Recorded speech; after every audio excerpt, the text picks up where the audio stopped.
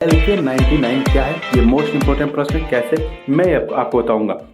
तो क्या ये एक फ्लाइंग कार है, या भारत के जलयान है, या एक सुपर कंडक्टर है, या मेढक की एक नई प्रजाति है? तो इसका सही जवाब है ऑप्शन ए, यह एक सुपर कंडक्टर है। कंडक्टर क्या होता है भैया? सर जी, कंडक्टर क्या होता है? कंडक्टर नाम सुने होंगे, चालक। ठीक है, एक होता है कंडक्टर, एक होता है सेमी कंडक्टर, एक होता है सुपर कंडक्टर। ठीक है, तो जो कंडक्टर होता है वो तो नॉर्मल एक चालक होता है। ठीक है, जिसमें हम कह सकते हैं नॉर्मल, आप घर में कोई भी, मान लीजिए आपका मोबाइल की चार्जर ही है। ठीक है, तो उसमें जो वायर लगा है ना, वो एक चालक का काम करता है, जिससे बिजली क्या कर सकती है, एक सिरे से दूसरे सिरे तक उसमें पहुंच जाती है, जिससे कि मोबाइल चार्ज हो जाती है। ठीक है, एक होगा चालक, एक होता है सेमी कंडक्टर। तो इस सेमी कंडक्टर जो होता है ना, तो ये जो मान लीजिए आपके मोबाइल का वायर जो है ना, ये जो आपका मोबाइल का तार है, या कह सकते हैं जो आपका डाटा केबल है मोबाइल का, इसमें आप यहाँ से 100 यूनिट बिजली छोड़ रहे हैं। ठीक है, इस डाटा केबल में, लेकिन आपके मोबाइल के पास ये सिर्फ पहुँच रहा है 50 यूनिट। ठीक है, तो ये अर्धचालक का काम कर रहा है, यानी कि आपकी जो वायर में जो बिजली जा रही है वो वहाँ पे कम हो जा रही है। ठीक है, यहाँ से 100 यूनिट छोड़ना जा रहा है 50 यूनिट। तो कहेंगे कि भैया मोबाइल बहुत मतलब बिजली ले रही है, बहुत यूनिट बढ़ रहा है भैया। फैन चला रहे हैं, बहुत यूनिट बढ़ रहा है। कूलर चला रहे हैं, बहुत यूनिट बढ़ रहा है। कैसे? तो ये सब वायर का काम का वो होता है, करनामा होता है। जितना प्रतिरोध ज़्यादा रहेगा उतना ही यूनिट आपका ज़्यादा बढ़ेगा बिजली बिल। ठीक है, अगर आप उम्मीद करिए या सोचिए, एक अनुमान लगाइए कि आप जितनी बिजली यहाँ से छोड़ रहे हैं, 100 यूनिट छोड़ रहे हैं, 100 का 100 यहाँ पे पहुँच जाए। ठीक है, यानी कि एक कोने पे यहाँ से 100 छोड़ रहे हैं, यहाँ भी 100 पहुँच जाए, तो कितना फायदा होगा। बिजली ज़्यादा खर्चे नहीं होगी। आप 100 यूनिट भेज रहे हैं, 100 का 100 वहाँ पे उपयोग होगा। वायर में, तार और में कोई खर्चा नहीं होगा। तो ऐसा संभव हो सकता है सुपर कंडक्टर की बदौलत। सुपर कंडक्टर के बदौलत ऐसा संभव हो सकता है। तो आप क्या कहेंगे कि सर जी, क्या सुपर कंडक्टर अभी खोजा गया है क्या? नहीं, इससे पहले भी सुपर कंडक्टर खोजा गया था भैया। इससे पहले भी सुपर कंडक्टर खोजा गया था, लेकिन लेकिन लेकिन इससे पहले जो सुपर कंडक्टर खोजे जा रहे थे, उनका क्या होता था ना, वो बहुत ही कम टेम्परेचर पे खोजे जाते थे। बहुत ही ठंडा टेम्परेचर करना पड़ता था, माइनस में जाना पड़ता था, तब कहीं जाके वो जो एलिमेंट, या कह सकते हैं वो जो मटेरियल होता था, वो सुपर कंडक्टर का गुण ग्रहण करता था, यानी कि क्वालिटी ग्रहण करता था। ठीक है, लेकिन बहुत ही माइनस में जाना पड़ता था, बहुत ही ठंडा करना पड़ता था उसको, तब वो जाके सुपर कंडक्टर बनता था। लेकिन ये जो LK99 है ना, LK99 जो साउथ कोरिया यानी कि दक्षिण कोरिया के वैज्ञानिकों द्वारा खोजा गया है, ये नॉर्मल टेम्परेचर, यानी कह सकते हैं आप जो रूम में रहते हैं ना, उसका जो नॉर्मल टेम्परेचर होता है, उस पर भी ये काम कर सकता है। किसी भी मटेरियल को बहुत ही ज़्यादा ठंडा करने की जरूरत नहीं होगी। उस मटेरियल को सिर्फ रूम टेम्परेचर पे आप रखेंगे, तब भी वो सुपर कंडक्टर की तरह बिहेवियर करेगा। ठीक है, अगर कहा जा रहा है, ऐसा अनुमान लगा जा रहा है कि अगर ये बड़े लेवल पर इसका उत्पादन शुरू हो गया ना, तो पूरे विश्व से कह सकते हैं बिजली की समस्या 99% सॉल्व हो जाएगी। 99% सॉल्व हो जाएगी, क्योंकि ज़्यादा बिजली क्या होता है, जब हम ट्रांसफार्मर से लेके, आपके गांव में हम देखे होंगे कि ये आपका गांव है और इसके गांव के बाहर एक ट्रांसफार्मर होता है, ज़्यादातर गांव के बाहर ही होता है। ठीक है, तो गांव के बाहर ट्रांसफार्मर होता है, वहाँ से लंबा वायर गांव में तक आया रहता है। तो पता चले ट्रांसफार्मर में मान लेते हैं 40,000 वोल्ट की बिजली वहाँ पे दौड़ रही है, लेकिन वो बिजली जो है ना, इधर उधर वायर से होते होते जब वो क्या करती है बिजली, क्या उसका जो कैपेसिटी होती है बिजली का, वो कम होती जाती है, क्योंकि वायर जितना लंबा होगा उतना ही उसका प्रतिरोध बढ़ता जाता है। और जो उसका जो कैपेसिटर, सॉरी कहने मतलब जो वायर होता है, वो बिजली को रोकता है। लेकिन आप सोचिए, जब एक ऐसा वायर आपको मिल जाए जो बिजली को रोके ना, बिल्कुल उसको रोके ना, जितना आप बिजली यहाँ छोड़ रहे हैं 100 यूनिट, पूरा 100 यूनिट वहाँ वापस उस छोर तक पहुँच जाए, ऐसा सुपर कंडक्टर अगर आपको मिल जाए, तो क्या करेंगे? बिजली की बचत होगी कि नहीं होगी? होगी। ठीक है, 100% बिजली की बचत होगी। तो यहाँ पे कुछ लंबा सेशन इस पे ले लिया, तो इस बात को ध्यान रखेंगे। सुपर कंडक्टर बनाया गया है जिसका नाम है LK99 खोजा गया है, और ये साउथ कोरिया के वैज्ञानिकों ने खोजा है। तो साउथ कोरिया की लोकेशन कहाँ है, मैं आपको दिखा देता हूँ मैप में। यहाँ पे दिखेगा आपको साउथ कोरिया। ये देखिए विश्व का मैप है, अपना सुंदर भारत। नॉर्थ ईस्ट की तरफ जाएंगे तो यहाँ दिखेगा साउथ कोरिया, जूम करके देख लीजिए। ये है नॉर्थ कोरिया, इधर है साउथ कोरिया। साउथ कोरिया की राजधानी है सियोल। ठीक है, सियोल इसकी राजधानी है। और साउथ कोरिया और नॉर्थ कोरिया के बीच में एक पैरेलल लाइन है जिसे हम 38 पैरेलल लाइन कहते हैं। इस बात को भी थोड़ा सा आप ध्यान रखेंगे। आगे चले अगले प्रश्न की तरफ। तो देश की लगभग कितनी प्रतिशत आबादी अभी भी खेती किसानी व इससे जुड़े कामकाजों पर निर्भर है। मैं ये नहीं कर रहा हूँ कि खेती किसानी करना गलत है, ठीक है, इसके संबंधित जो कामकाज है उसको करना गलत है, नहीं।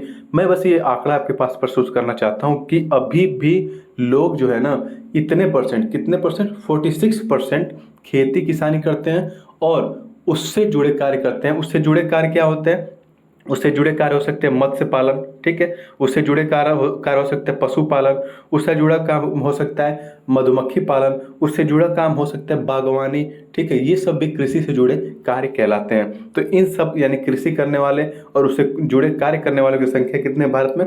46% है पूरी जनसंख्या का। इस बात को ध्यान रखेंगे। अब कहेंगे सर जी अचानक ये कैसे बताने लगे आप, ये क्या बताने लगे? तो मैं इसलिए बताने लगा क्योंकि आपको पता है कि हमारे प्राइम मिनिस्टर अभी लाल किले के दीवार से 15 अगस्त को, ठीक है, चिल्ला चिल्ला के बोल रहे थे कि हम आने वाले 5 वर्ष में गारंटी देते हैं कि भारत की इकोनॉमी को, अर्थव्यवस्था को विश्व की तीसरी सबसे बड़ी अर्थव्यवस्था बना देंगे। तो ऐसे थोड़े बना देंगे, किसानों को भी साथ में लेके चलना पड़ेगा, किसानों को भी साथ में लेके चलना पड़ेगा, जो कि आपकी अर्थव्यवस्था को आगे ले जाने में बहुत ही अहम रोल अदा करेंगे, ठीक है।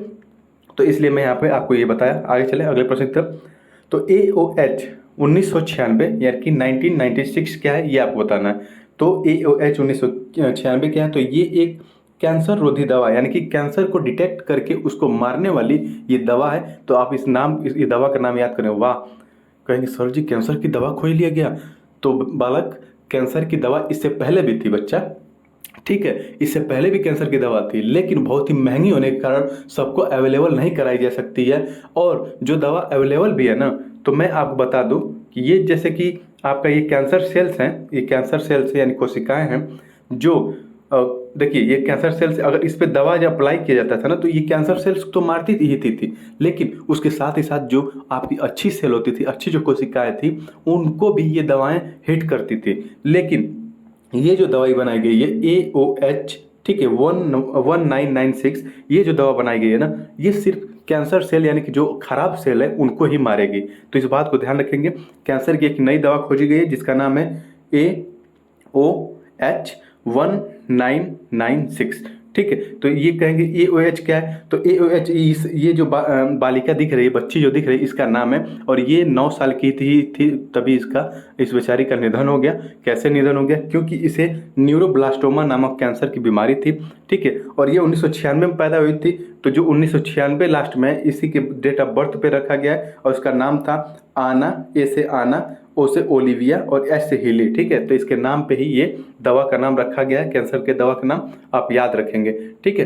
तो आगे चले अगले प्रश्न की तरफ। अगले प्रश्न की तरफ जाने से पहले मैं आपको बता दूं, जो कैंसर होता है ना, कैंसर अनियंत्रित कोशिकाओं के विभाजन को कहते हैं। जैसे कि आपको पता है जो आपकी सेल होती है वो विभाजित होती रहती है, ठीक है, विभाजित कभी एक दिन में 2, 1, 3, 4, 5 ऐसे विभाजित होती रहती है। तो उसको कंट्रोल लगता है अपने ऊपर कि हमको इतना विभाजित होना है, आज हमारा ये दिन है तो हम इतना विभाजित होंगे। लेकिन जब उसको कैंसर नामक बीमारी जब उसको हिट करती है ना, तो भूल जाती है कि हमें कितना विभाजित होना है, वो अनियंत्रित विभाजित होने लगती है। जब अनियंत्रित विभाजित होने लगी तो क्या होगा कि ये गुच्छा बनने लगता है, एक तरह से कोशिकाओं का गुच्छा बनने लगता है, जिसे हम ट्यूमर कहते हैं, ठीक है। वही ट्यूमर जो होता है कैंसर का कारण बन जाता है। ओके, तो इस बात को ध्यान रखेंगे। और एक WHO का अनुमान के अनुसार 2018 में कैंसर से सिर्फ 96 लाख यानी कि 96 लाख लोगों की मृत्यु हो गई। तो समझ सकते हैं कैंसर कितना भयावह बीमारी है, ठीक है। आगे चले तो अगला प्रश्न है कि निम्नलिखित कथनों पर विचार कीजिए और सही उत्तर दीजिए आप, ठीक है, कूट के माध्यम से। तो यहाँ पे देखिए पहला कथन है कि राष्ट्रीय उच्चतर शिक्षा अभियान केंद्रीय शिक्षा मंत्रालय द्वारा प्रायोजित अभियान है। तो ये सही है, ठीक है, केंद्रीय शिक्षा मंत्रालय द्वारा प्रायोजित है। इस योजना का प्रथम चरण 2013 में लॉन्च किया गया था, ये भी सही है। और दूसरा चरण 2018 में, तो ये भी सही है। यानी कि ऑप्शन ए 1 और 2 यहाँ पे दोनों कथन क्या है, सत्य हैं, ठीक है।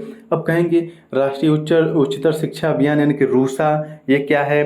तो रूसा जो है ना, रूसा का ही एक नया वर्जन है, प्रधानमंत्री उच्चतर शिक्षा अभियान यानी कि PM उषा। और ये अभी चर्चा में था, आपको पता होगा, समाचार अगर आप पढ़ते होंगे, देखते होंगे, तो उसमें ही आपको दिखा होगा कि PM ऊषा स्कीम अभी हाल ही में लाई गई है। तो पीएम ऊषा कोई नई स्कीम नहीं है, जो रूसा स्कीम थी यानी कि राष्ट्रीय उच्चतर शिक्षा अभियान था, उसी को अब प्रधानमंत्री उच्चतर शिक्षा अभियान नाम दे दिया गया, यानी कि पीएम ऊषा नाम उसको दे दिया गया है।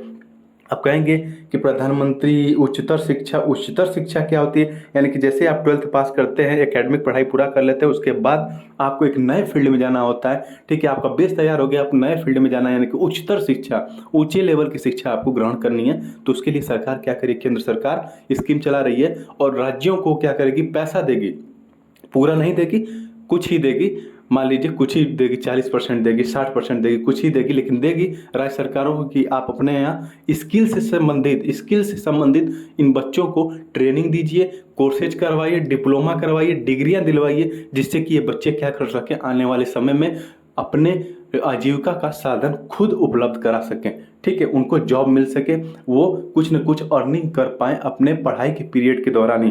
तो इस तरह से उनको नॉलेज देना है, इस तरह से उनको डिग्री देना है। तो ये है पीएम ऊषा योजना, इस बात को ध्यान रखेंगे। ठीक है, तो इसका सही जवाब था ऑप्शन ए। एक और दो दोनों यहाँ पे सही था।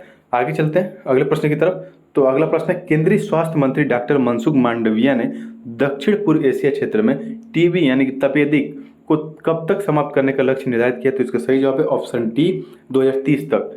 देखिए, पहले इसका लक्ष्य निर्धारित था 2021 से लेके 2025 के बीच में। ठीक है, 2021 से लेके 2025 के बीच में साउथ ईस्ट एशिया में, यानी कि इस रीजन की बात हो रही है, मैं दिखा दे रहा हूँ वहाँ पे, ये वाले रीजन की बात हो रही है।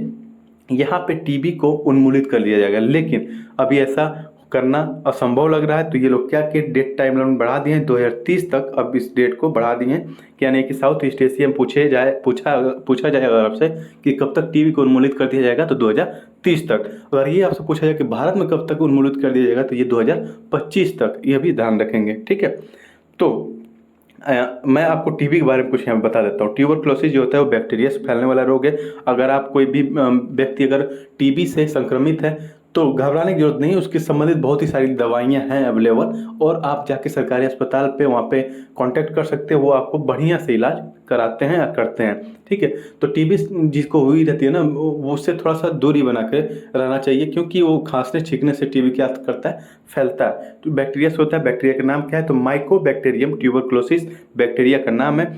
अगर आपको टीबी हुआ है कि नहीं, तो आप स्किन टेस्ट करके पता कर सकते हैं और ब्लड टेस्ट करा के भी पता करा सकते हैं कि आपको टीबी हुआ है कि नहीं। अगर आप टीबी होने से पहले आप बीसीजी टीका लगवा लें, यानी कि बैसिलस कॉलमेट-ग्यूरिन नामक टीका होता है, ये टीबी की रोकथाम के लिए लगाया जाता है। अब कहेंगे कि एमडीआर टीबी क्या होता है? सर जी थोड़ा ये भी बता दीजिए।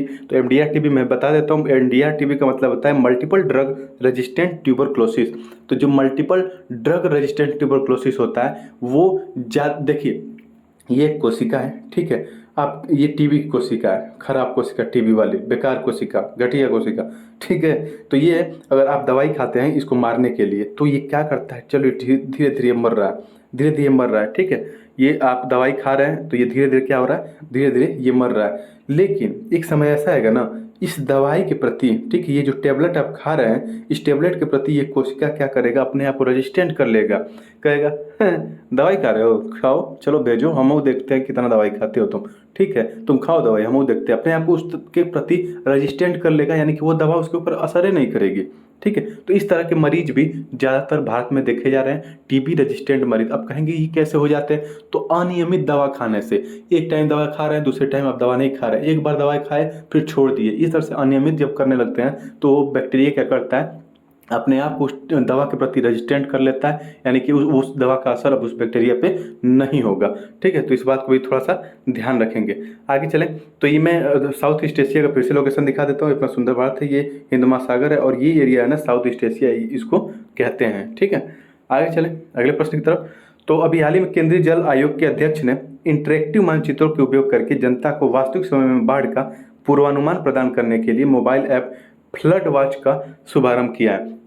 फ्लड वॉच मोबाइल ऐप से ये पता चलेगा ना, ये नॉर्मली आप प्ले स्टोर से इसको डाउनलोड कर सकते हैं। इससे ये होगा ना, जैसे कि आपके एरिया में अगर बाढ़ आने वाली है तो इससे आपको पता चल जाएगा कि हाँ कब बाढ़ आ सकती है, कौन सी नदी उफान मार रही है यानी कि वो खतरे के लेवल को पार कर चुकी है। ठीक है, तो आप क्या कर सकते हैं, अपने घर को मतलब अपने घर से अपना शिफ्टिंग कर सकते हैं। ठीक है, अलर्ट जारी कर सकते हैं, लोगों को बता सकते हैं कि आप अपने जरूरी सामान है उसको छत पे या फिर कहीं सुरक्षित जगह पहुंचा दीजिए, जिससे कि बाढ़ जब आए तो हम लोग सुरक्षित रह सके, हमारे पशु सुरक्षित रह सके, फसल सुरक्षित रह सके। तो ये 7 दिन पहले अलर्ट जारी हो जाता है और ये फ्लड वॉच ऐप पे आप देख सकते हैं आसानी से।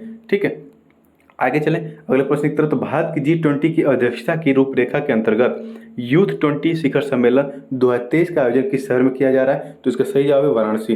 वाराणसी में यूथ 20 शिखर सम्मेलन का आयोजन अभी किया जा रहा है और ये G20 के तहत हो रहा है। आपको पता है कि G20 की इस बार की अध्यक्षता भारत कर रहा है। और G20 की बात करें तो इसमें 19 देश प्लस एक यूरोपियन यूनियन मिला के टोटल 20 लोग हैं इसमें। ठीक है, 19 देश हैं प्लस एक यूरोपियन यूनियन है, तो इस टोटल इनको G20 के नाम से जाना जाता है। और G20 की बात करें तो 1999 में इसकी स्थापना होती है और अब इसके तहत यूथ 20 शिखर सम्मेलन आयोजित किया जाता है। यूथ के बारे में ये हो रहा है, यानी कि नवयुवकों के बारे में ये शिखर सम्मेलन हो रहा है। तो यहाँ पे नवयुवकों का कितना फ़ायदा है, ये विश्व को कितना फ़ायदा पहुँचा सकते हैं। अगर ये विश्व को फ़ायदा पहुँचाएंगे तो इनके लिए क्या करना होगा, तो इनको स्किल्ड बनाना पड़ेगा, इनको कौशल युक्त बनाना पड़ेगा और इनको योग के माध्यम से शांत रहना सिखाना पड़ेगा, जिससे कि युद्ध ना हो, एक दूसरे के प्रति, एक दूसरे देश के प्रति घृणा न करें।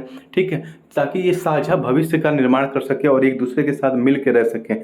ठीक है, तो युवाओं को एक अच्छा डायरेक्शन देना है, कैसे अच्छा डायरेक्शन दिया जा सके जिससे कि ये वर्ल्ड को लीड करें और उसको आगे बढ़ाएं, विश्व को आगे बढ़ाएं। ठीक है, तो इस बात को ध्यान में रखते हुए ये सम्मेलन किया जा रहा था और कहाँ किया जा रहा था, तो ये अपना सुंदर भारत है, इसके सुंदर भारत के उत्तर प्रदेश के यहाँ पे वाराणसी में ये सम्मेलन आयोजित किया जा रहा था। उत्तर प्रदेश की बात करें तो उत्तर प्रदेश की राजधानी लखनऊ है और यहाँ के जो सीएम है वो हैं योगी आदित्यनाथ जी। अगला प्रश्न की तरफ चलें तो भारत के पहले 3D मुद्रित डाकघर का उद्घाटन कहाँ किया गया? तो इसका सही जवाब है ऑप्शन डी, बेंगलुरु। भारत का पहला 3D मुद्रित यानी कि 3 डायमेंशन, ठीक है, 3 डायमेंशन से बनाया गया घर है। 3D मुद्रित एंड 3D प्रिंटेड कह सकते हैं इस घर को। डाकघर यानी पोस्ट ऑफिस कह सकते हैं। अगर आपसे पूछे भारत का पहला 3D प्रिंटेड पोस्ट ऑफिस का उद्घाटन कहाँ किया गया, तो इसका सही जवाब है बेंगलुरु, यानी कर्नाटक की राजधानी बेंगलुरु में किया गया है। ठीक है, वो घर है, 3D प्रिंटेड पोस्ट ऑफिस है। ठीक है, इस बात को यहाँ पे ध्यान रखेंगे। ओके, तो बेंगलुरु यानी कि यहाँ पे देखिए ये है कर्नाटका और इसकी राजधानी बेंगलुरु और यहीं पे ये बनाया गया 3D printed post office Bharat का पहला। अब ये मत समझ लीजिएगा कि ये पहला घर है 3D प्रिंटेड, नहीं, ये पोस्ट ऑफिस की बात हो रही है क्योंकि इससे पहले घर बनाया जा चुका है 3D प्रिंटेड, लेकिन ये पहला सरकारी पोस्ट ऑफिस बनाया गया है, तो इस बात को ध्यान रखेंगे। ओके, तो फिलहाल आज के करंट में इतना ही। वीडियो आपको कैसी लगी कमेंट बॉक्स में लिख के ज़रूर बताएं। ओके, तो अगर वीडियो आपको अच्छी लग रही है तो आप इसको चैनल को ज़्यादा से ज़्यादा लाइक शेयर सब्सक्राइब करना ना भूलें प्लीज़। ओके, थैंक यू, जय हिंद। मिलते हैं कल की वीडियो में, धन्यवाद।